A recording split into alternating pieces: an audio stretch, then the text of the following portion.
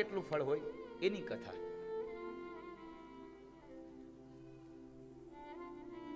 અને એ સમયે બરાબર એ સુદ્યુમ્ન જ્યારે યુવાન થયો છે, ઘોડાઓને લઈ અને જંગલમાં શિકાર કરવા માટે જાય છે. ભટકતા ભટકતા ભટકતા એવા જંગલમાં આવી પહોંચ્યો કે જ્યાં ભગવાન શિવ અને માતા પાર્વતી આનંદપૂર્વક બેઠા છે, પ્રેમ પ્રણયની વાતો કરે છે. અને એ સમયે ભગવાન શિવે એ જે વિસ્તાર હતો એને સુરક્ષિત જાહેર કર્યો હતો. કારણ કે કોઈ પુરુષ ત્યાં આવે તો કદાચ માતા પાર્વતીને થોડી લજ્જા થાય, થોડી શરમ આવે. એટલે શરમ ન આવે એટલા માટે એમણે એ જંગલના એ થોડાક વિસ્તારને એમણે એ ક્ષેત્રને એમણે સુરક્ષિત જાહેર કર્યો હતો. અને બરાબર પેલો સુદ્યુમ્ન નામનો એ યુવાન ઘોડા ઉપર સવાર થઈને ત્યાં આવ્યો અને બરાબર એ જંગલમાં એને ખબર નથી એટલે જંગલમાં પ્રવેશ કર્યો.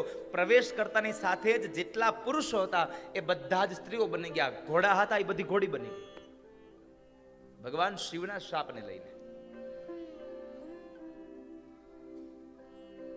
અને એ સાથે સ્ત્રી બનેલો એ સુદ્યુમ્ન આમ તેમ ભટકે છે. ભટકતો ભટકતો બરાબર મહાત્મા બુદ્ધના આશ્રમમાં આવે છે. મહાત્મા બુદ્ધના આશ્રમની અંદર આવે. આ આશ્રમની વાત આવી એટલે મારે આપને એક શબ્દ કહેવો છે. આશ્રમ કોને કહેવાય? આશ્રમ કોને કહેવાય? જ્યાં નાત જાત વગર બધાને આશ્રય મળે ને એને આશ્રમ કહેવાય સાહેબ. જ્યાં કોઈ પણ જાતનો ભેદ ન હોય એને આશ્રમ કહેવાય. હવે તો જો કે હું કોઈની આલોચના નથી કરતો, પણ ધીમે ધીમે આશ્રમમાંથી હોટલો મંડી બનવા, ધીમે ધીમે હોટલો મંડી બનવા.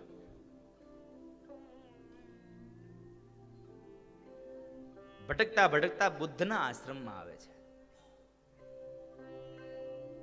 અને ત્યાં આગળ આવી અને બુદ્ધને જુએ છે. અને બુદ્ધે પણ આવેલી આ સુંદર સ્ત્રીને જોઈ લાવણ્ય સભર છે એટલે બુદ્ધના મનની અંદર વિકાર થયો છે. બેવની આંખો મળી એટલે આંખો મળવાને લઈ અને એ બેવનો પ્રેમ પ્રણય શરૂ થયો. અને સમય જતા જતા બરાબર એ બુદ્ધને ત્યાં એ બે ભેગા રહ્યા અને એમને લઈ એ પ્રેમ પ્રણયમાં એ સંબંધમાં સમયાંતરે સ્ત્રી બનીને આવેલો એ સુદ્યુમ્ન ગર્ભવતી બન્યો છે. એ સ્ત્રી ગર્ભવતી બની થોડો સમય પસાર થયો એટલે એ સ્ત્રીના ઉદરમાંથી એક પુરુરવાનો જન્મ થયો છે. પુરુરવાનો જન્મ થયો. ઘણા સમય વ્યતીત થયા. બુદ્ધના આશ્રમની અંદર એ રહે છે અને આશ્રમમાં વ્યતીત થયેલા સમયોમાં એક વખત એને પૂર્વજીવન યાદ આવ્યું. કોને? સ્ત્રીને. સ્ત્રીને પૂર્વજીવન યાદ આવ્યું એટલે એને આશ્રમ છોડી અને ફરી પાછા એમણે વશિષ્ઠ મહારાજના શરણોમાં જઈ અને પ્રાર્થના કરે છે, બાપજી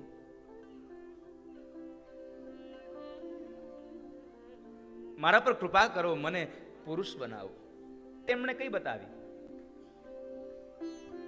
અને એ સમયે શિવજીના શ્રાપને લઈ અને તે સ્ત્રી બન્યા હતા એટલે વશિષ્ઠ મહારાજે ભગવાન શિવની આરાધના કરી છે. અને શિવ આરાધનાનો સમય તો સાહેબ કેટલો આમ શિવ નામનો અર્થ જ કલ્યાણ છે. શિવનો અર્થ કલ્યાણ. સૌથી જો ભોળામાં ભોળો કોઈ દેવ હોય તો ભગવાન શિવ.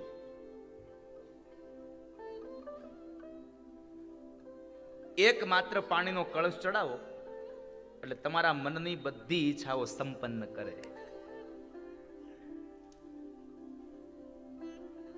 3 વસ્તુ એને જોઈએ.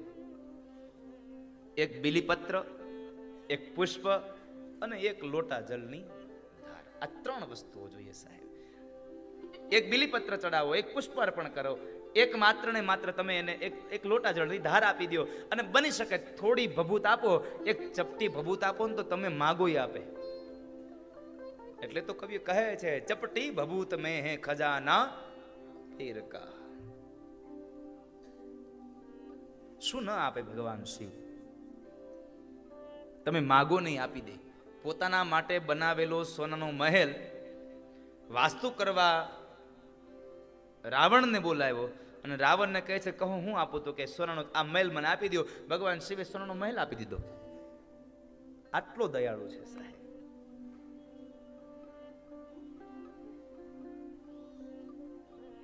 क्या क्या नहीं दिया हम क्या प्रमाण दे.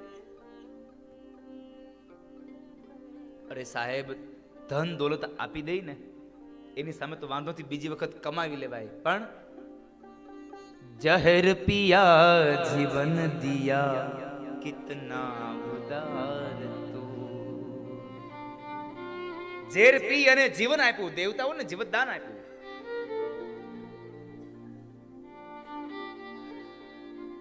क्या क्या नहीं दिया हम क्या प्रमाण दे. હું શું તમને અમે પ્રમાણ આપીએ? એટલી ભગવાન શિવની ઉપાસનાનો આ પ્રસંગ છે. આ બધા તો અહીંયા કદાચ મારા ખ્યાલથી લગભગ આવતા જશો, અઠવાડિયામાં એકાદી વખત તો આવતા છો ને આ મંદિરે સોમનાથે. કેટલા જણા આમ રવિવાર દરરોજ નહીં પણ રજાના દિવસોમાં અઠવાડિયામાં એક વખત કેટલા આવો છો મંદિરે? જરા હાથ ઊંચો કરો. બહુ જાજી સંખ્યા. મેં રોજનું પૂછ્યું તો કેટલા આવતા હોત કોને ખબર.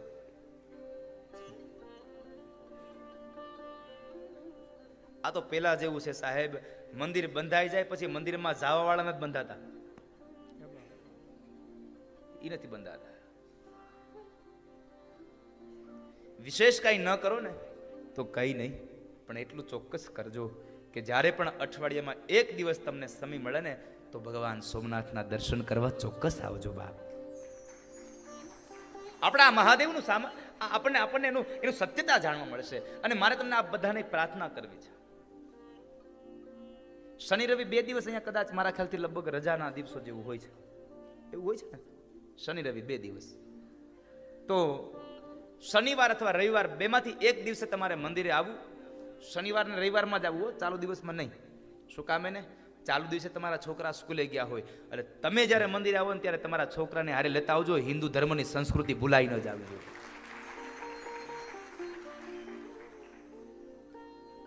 એકલા ન આવતા હોને, હારે છોકરાને લેતા આવજો. એટલે ભગવાનને ઓળખાણ કરાવવા થાય કે આ અમારો છે, માગે કંઈક આપજો. ઓળખાણ વગર કોઈ કાંઈ નહીં આપે.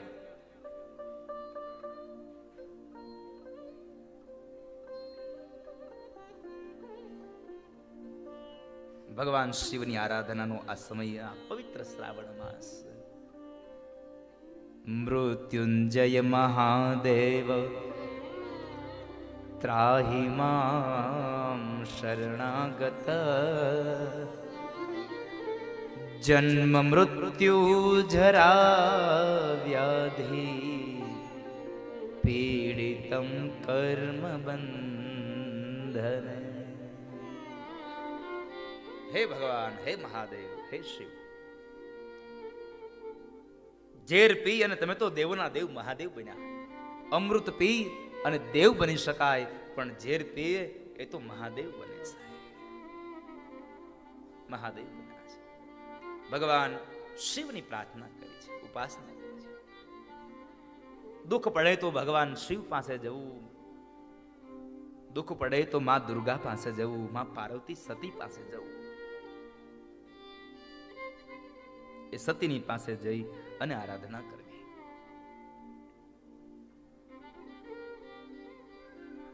કારણ કે તમે ભગવાન શિવ પાસે જશો, કદાચ એ બાપ છે, થોડી વાર માનશે, નહીં માને એવું બને, પણ માં એક પાત્ર એવું છે સાહેબ, દીકરાની એક પણ વાત ન માને ને તો એ માં ન કહેવાય સાહેબ.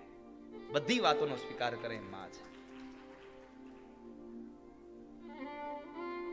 તમામ અવસ્થામાં પોતાના સંતાનોનો સ્વીકાર કરે એવું કોઈ જો પાત્ર આ દુનિયામાં હોય તો એકમાત્ર પાત્ર એટલે માં છે. જ્યારે જ્યારે દેવતાઓને દુઃખ આવ્યું ને ત્યારે ભગવાન પછી શું કર્યા? એ બધા સાઈડ થઈ ગયા. બ્રહ્મા વિષ્ણુ મહેશ એની કમિટી દૂર થઈ ગઈ. એકમાત્ર આવીને ઉભું રહ્યું. કોણ? મહામાયા, એ જગદંબા.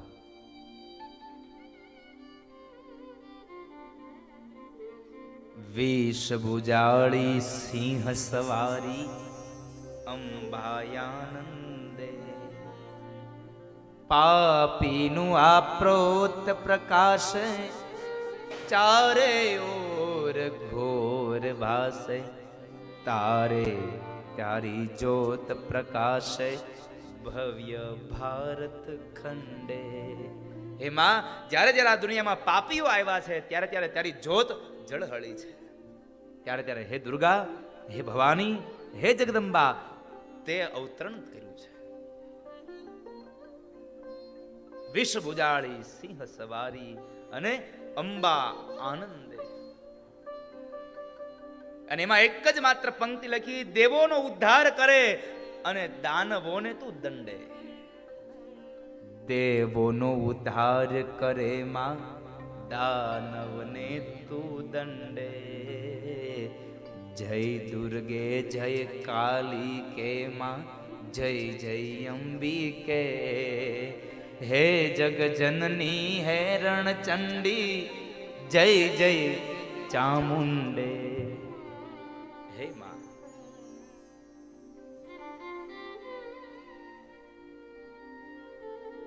આ બહુ ભવ્ય, આ બહુ દિવ્ય પ્રાર્થના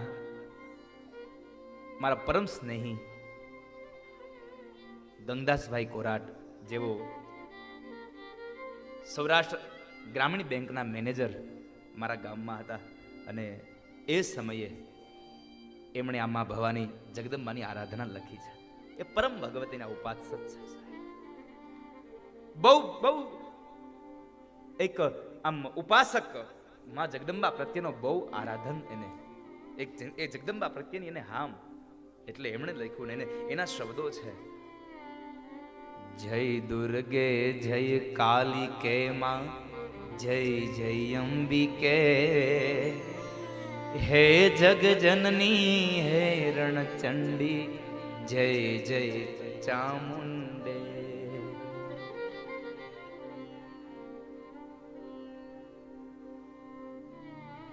માં જગદંબાના ચરણારવિંદમાં જાવ એટલે તમારું શ્રેય થાય. પણ અહીંયા વશિષ્ઠ મહારાજ ભગવાન શિવની પ્રાર્થના કરે, હે ભગવાન, હે શિવ, હે મહાદેવ, હે ભોળિયા,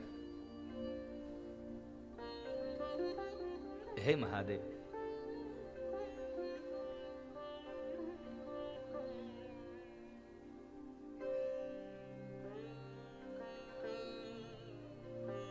ભગવાન શિવની આરાધના કરી. ભગવાન શિવ પ્રગટ થયા છે. ભગવાન શિવ આવીને કહે, કહો વશિષ્ઠ મુનિ, શું વાત છે? પ્રભુ, એક જ ઈચ્છા છે, સુદ્યુમ્નને ફરી પાછો પુરુષ બનાવો.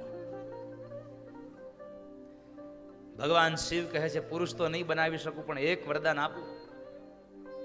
1 મહિના માટે એ પુરુષ રહેશે ને 1 મહિના માટે સ્ત્રી રહેશે.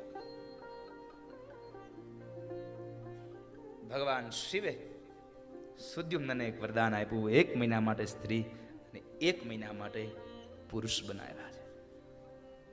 પણ સુદ્યુમ્નથી આટલી વાત એને પૂરતી ન લાગી, એટલે વશિષ્ઠ મહારાજને કહે છે, બાપજી, કોઈ પણ સંજોગે મારું પુરુષત્વ મને હંમેશના માટે મળે એવી કૃપા કરો. ભગવાન શિવે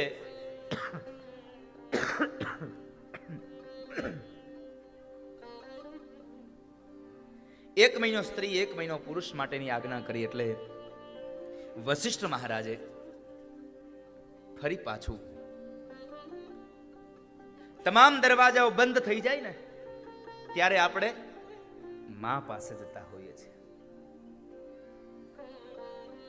એટલે વશિષ્ઠ મહારાજે માં પાર્વતીની પ્રાર્થના કરી છે. માં પાર્વતીના ચરણોમાં જઈ અને પ્રાર્થના કરે છે કે, હે માં, આનું દુઃખ તમે દૂર કરો.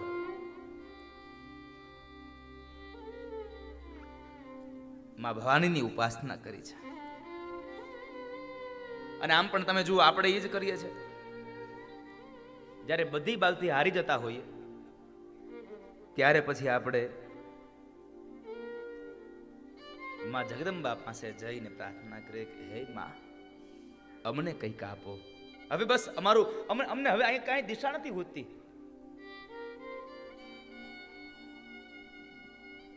આ તો અમારી ભૂલ થઈ, હવે અમને કંઈક માફ કરો. અને એટલા માટે ભગતરાજને કહેવું પડે છે, રે રે ભવાની બહુ ભૂલ થઈ છે મારી, આ જિંદગી થઈ મને અતિશય અકારી, દોષો પ્રજાળી સગળા તવ છાપ છાપો, મમ પાહિયો ભગવતી. હે માં, હે ભવાની, હે દુર્ગા, હું તમારા શરણે આવ્યો છું. મારાથી ભૂલ થઈ, રે રે ભવાની બહુ ભૂલ થઈ મારી, અને આ જિંદગી થઈ મને અકાલી. મને માફ કરો, મારું કલ્યાણ કરો, મારું શ્રેય કરો, મારું હિત કરો.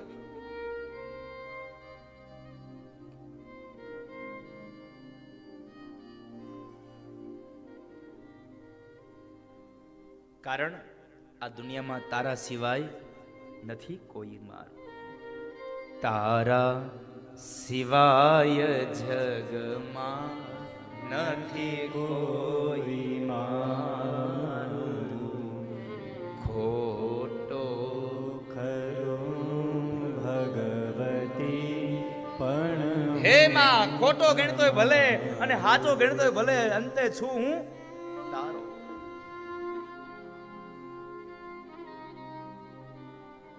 હે માં, મારો સ્વીકાર, મને સ્વીકારી દો. વશિષ્ઠ મહારાજે માં પાર્વતીની પ્રાર્થના કરી છે. માં પાર્વતીને કહે છે કે માં, જીવનું કલ્યાણ કરો. અને એ સમયે માં તો સાહેબ એવી દયાળી છે કે એક માત્ર તમારા અંતરમાંથી નાદ નીકળે ને, અને આંખમાંથી 2 આંસુડાના બુંદ નીકળે એટલે ત્રીજું આંસુડું તમારી આંખમાંથી નીકળે ન નીકળે, આંસુડું આવે કે ન આવે એની મને ખબર નથી સાહેબ, પણ 2 આંસુના બુંદ પછી ત્રીજું આંસુનું બુંદ ન આવે ને તે પહેલા તો માં જગદંબા તમારી સામે આવીને ઊભી રહી, કારણ અંતરમાંથી નાદ થાય.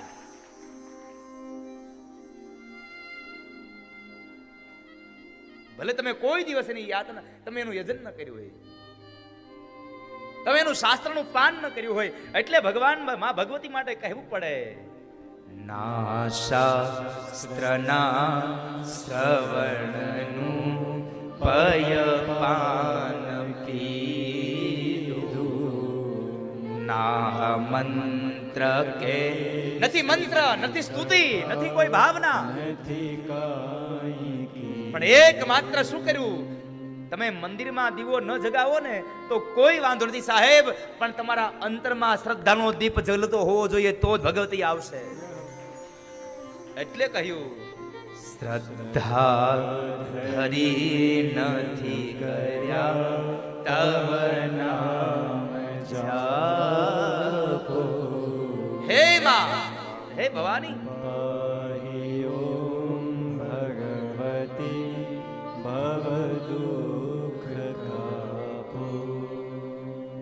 ભગવાન શિવની આરાધનાથી માત્ર 1 મહિનો સ્ત્રી, 1 મહિનો પુરુષ. પણ માં પાર્વતીની જ્યારે પ્રાર્થના કરી, માં પાર્વતીએ શું કહ્યું બોલો વશિષ્ઠ મહારાજ, શું કહો છો? ત્યારે એક જ વાત માંગી, માં આ સુદ્યુમ્નનું હિત કર, એનું કલ્યાણ કરો, એનું પુરુષત્વ પાછું મળે એવી કૃપા કરો. અને ત્યારે માં પાર્વતી કહે છે કે વશિષ્ઠ મહારાજ, જો સુદ્યુમ્નને પોતાનું પુરુષત્વ હંમેશા માટે જોઈતું હોય તો જાઓ, તમે ત્યાં જઈ અને એક કામ કરો, મારું શ્રીમતી ભાગવત જે નહવાન યજ્ઞ છે એ મારા 9 દિવસના એ અનુષ્ઠાન તમે એની પાસે કરાવો. એ 9 દિવસનું અનુષ્ઠાન કરશે એટલે એની બધી મનોકામના હું સંપન્ન કરીશ બાપ.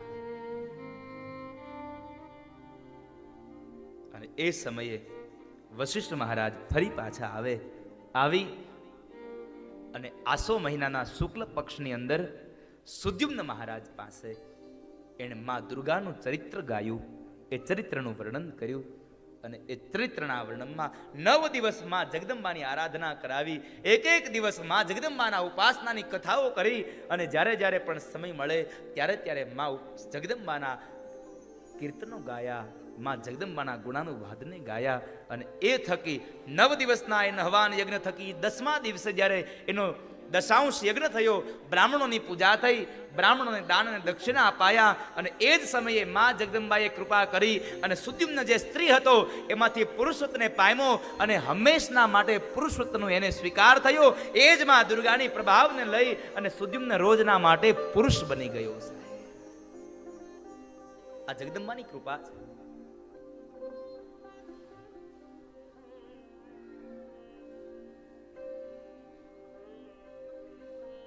માના ચરણમાં જાય એટલે એને પોતાનું હિત થાય. જ્યારે જ્યારે પણ આ દુનિયામાં અસુરો આવ્યા છે ત્યારે ત્યારે માં અવતરણ થયું છે. માએ પોતાનું પ્રાગટ્ય લીધું છે. કોઈના કોઈનું હિત કરવા માટે થઈ અને માં જગદંબા પ્રાગટ્ય થાય છે.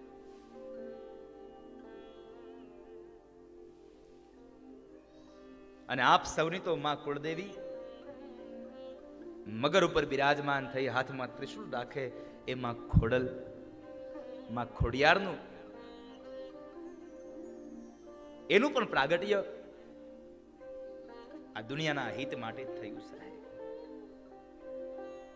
ચાહે પછી એ ખોડિયાર હોય તો ભલે, ચાહે પછી એ કદાચ મહાકાળી હોય તો ભલે, ચાહે કદાચ એ બુટ ભવાની હોય તો ભલે, ચાહે કદાચ એ કચ્છમાં બેઠેલી માં આશાપુરા હોય તો ભલે, અને કદાચ ચોટીલાના ડુંગરે બેઠેલી માં ચામુંડ હોય તો ભલે. આ માત્ર નામ અલગ થયા છે, બાકી એની માત્ર એનો ભાવ તો એક જ છે કે મારા બાલુડાઓની રક્ષા કરવી, મારા સંતાનોની રક્ષા કરવી.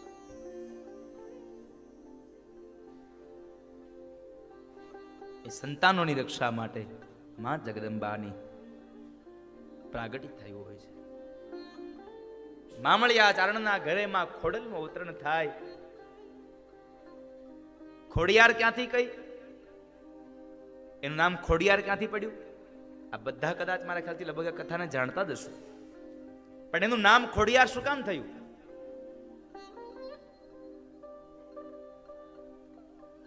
તો જ્યારે નાગરાજની 7 દીકરીઓ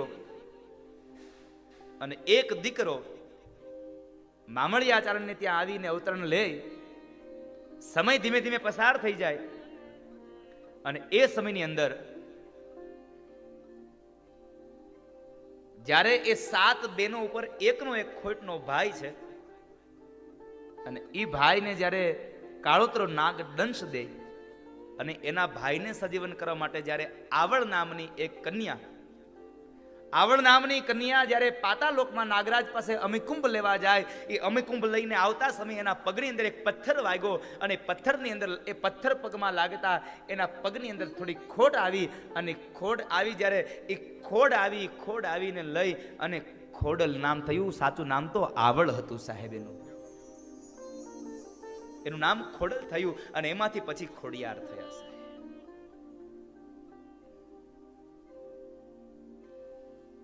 એ માં ભવાનીની, એ માં ખોડિયારની ઉપાસના આજ શ્રાવણ મહિનાના આ પવિત્ર તહેવારમાં માં ભવાનીની ઉપાસનાનો આ પ્રસંગ બધા. ત્યારબાદ જ્યારે શૌનકાદિક ઋષિ મુનિઓ બેઠા છે, સુત મહાપુરાણી બેઠા છે, અને એમાંની અંદર શૌનકાદિક ઋષિ મુનિએ પ્રશ્ન કરે છે કે બાપજી, આ દેવ ભાગવત વેદવ્યાસ મહારાજે રચના કરી, પણ આ વેદવ્યાસ મહારાજે રચના કરી તો વેદવ્યાસને આ રચના કરવા માટે પ્રેરણા કોણે આપી? આ બહુ મહત્વનો પ્રશ્ન. પ્રેરણા કોણે કરી? એને આ ભાગવત, આ દેવી ભાગવત લખવા વિશે મહાપુરાણ, આ દેવી મહાપુરાણની રચના કરવા માટે કોણે પ્રેરણા કરી? તો કહે છે દેવર્ષિ નારદે. નારદે? હા, નારદ અને વેદવ્યાસ મુનિનું મિલન થાય. એ સમયે વેદવ્યાસ ખિન્ન મને બેઠા હોય છે, એટલે વેદવ્યાસનું મન જાણી અને નારદ કહે છે, વેદવ્યાસ તમે આજ ઉદાસ છો? હા, મને કંઈક ઉદાસતા આવે છે, મને કંઈ ચેન પડતું નથી. એટલે એ સમયે શાંતિ મેળવવા માટે થઈ અને માં ભગવતીની ઉપાસના, આ માં ભગવતીના આરાધન કરવાની, એના અનુષ્ઠાનની આ કથા બતાવી. અને એ અનુષ્ઠાનની કથામાં નારદજીએ એને શ્રીમદ દેવી ભાગવતની રચના કરવાનું બતાવ્યું, આ મહાપુરાણની રચના કરવાની વાત કરી. એટલે નારદજીના કહેવા અનુસાર ભગવાન બાદરાયણે વેદવ્યાસ મહારાજે 18,000 શ્લોક, 12 સ્કંદ અને 318 અધ્યાયનું શ્રીમદ દેવી ભાગવત લખ્યું છે. 18,000 શ્લોક છે, 12 સ્કંદ છે. શ્રીમદ ભાગવત અને શ્રીમદ દેવી ભાગવતમાં એક જ માત્ર ફેર છે કે શ્રીમદ દેવી ભાગવતમાં 318 અધ્યાય છે અને શ્રીમદ ભાગવતમાં 335 અધ્યાય છે. બસ આટલો તફાવત છે. બાકી બેમાં શ્લોક 18,000 છે, બેના સ્કંદ 12 છે. દેવર્ષિ નારદે જ પ્રેરણા કરી હતી. અને કોઈ સંત જ સાહેબ ભગવાન માટે પ્રેરણા કરે. આપણને કોઈ સંત જ આવી અને એમ કહે કે તમે ભગવાનમાં પ્રેરાવો, પણ આપણને થાય છે એવું, આપણને સંતની વાત ગળે નથી ઉતરતી. આપણને તો મનુષ્ય અવતાર મળી ગયો ને એટલે આપણને જાણે બધું મળી ગયું. પણ આ મનુષ્ય અવતાર મળ્યો છે, આ મનુષ્ય અવતાર ક્યારે વયો જશે એની કોઈ ખાતરી નથી, ક્યારે કોઈ ભરોસો નથી. એટલે આપ સૌને મારી પ્રાર્થના છે કે અવતાર મળ્યો છે ને તો વ્યર્થ ન વયો જાય, એના માટે માં દુર્ગાના, ભગવાન શિવના, હું એવું નથી કહેતો કે તમે માતાજીમાં તમે ભજતા રહો. તમને જે ભગવાનમાં શ્રદ્ધા જાગે ને એ ભગવાનમાં તમે તમારું મન લગાડો, તમારું ચિત્ત લગાડો, તમે એની આરાધના કરો. હું દેવી ભાગવતને લઈને બેઠો છું એટલે કહીશ કે તમે દુર્ગાનું આરાધન કરો.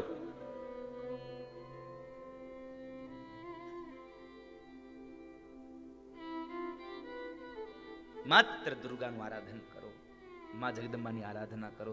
બહુ દયાળી છે. બાકી તો ક્યારે આ જીવ ખલાસ થઈ જશે કોને ખબર છે.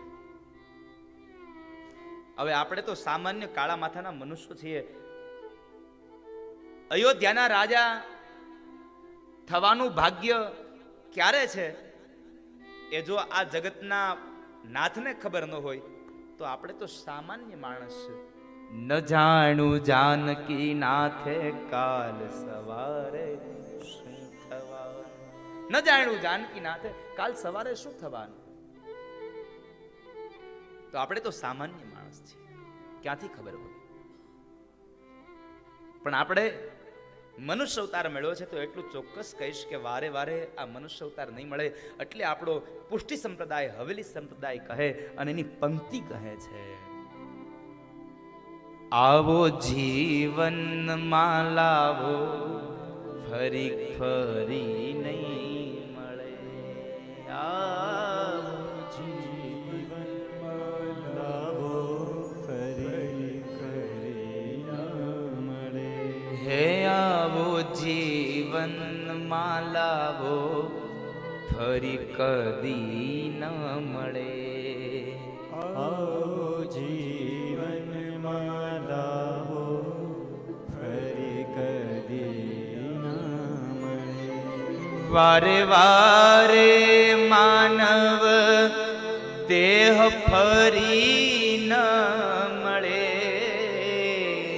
વારે વારે માનવ દેહ ફરી ન મળે. ફેરો લખ રે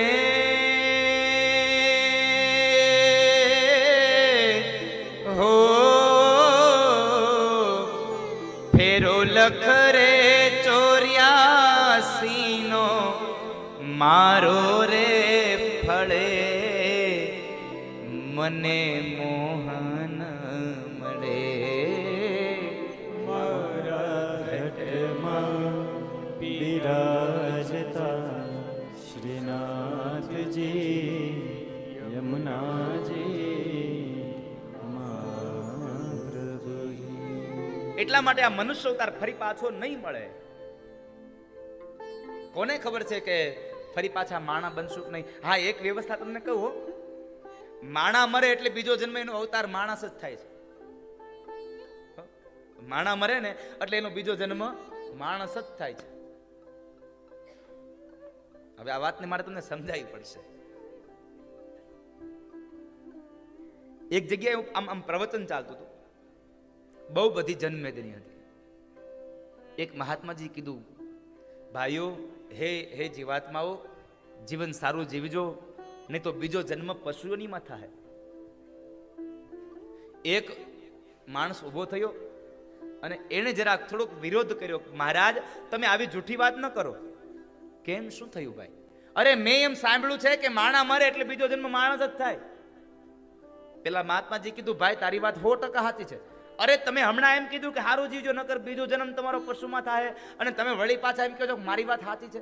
અરે તારી વાત 100% સાચી છે, મારી વાત એ સાચી છે. થોડો તર્ક થયો અને ત્યારે પેલા મહાત્માજીએ સમજાવ્યું, ભાઈ તારી વાત એટલા માટે સાચી છે, એવી વ્યવસ્થા છે આ દુનિયામાં કે માણસ મરે એટલે બીજો જન્મ માણસનો થાય છે, પણ ઉપાધિ ન્યા છે, માણા મરતો નથી. સમજાય છે મારી વાત?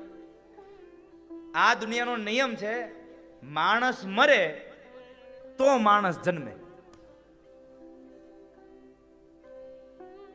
આપણને ભગવાને શરીર આપ્યું છે માણસનું, સ્વભાવ આપ્યો છે પશુઓનો. ભગવાને બનાવ્યો માણા, પણ સ્વભાવથી માણસ પશુ બને છે.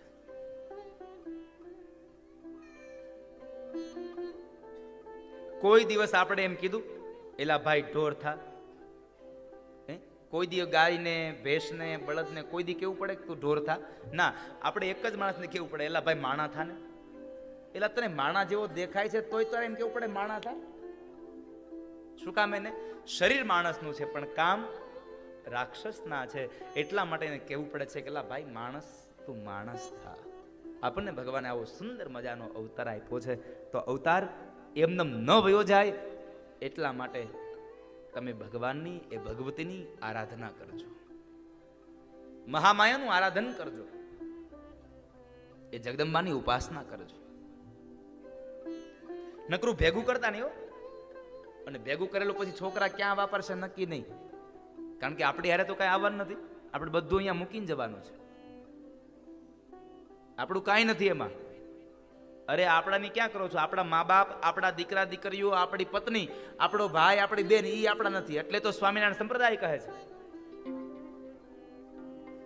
મારું મારું કરીને ધન મેળવ્યું રે, કરીને ધન મેળવ્યું રે. હે મારું મારું કરીને ધન મેળવ્યું રે, મારું મારું કરીને ધન મેળવ્યું રે. એમાં તારું નથી તલ ભારયંત, કાળે સગું નથી કોયનું રે. તારું નથી તલ ભારંત, કાળે સગુણ નથી કોયનું. એ તારી વાડી ઘોડી ને લીલી લીંબડી રે, તારી વાડી ઘોડી ને લીલી લીંબડી રે. હે તારી વાડી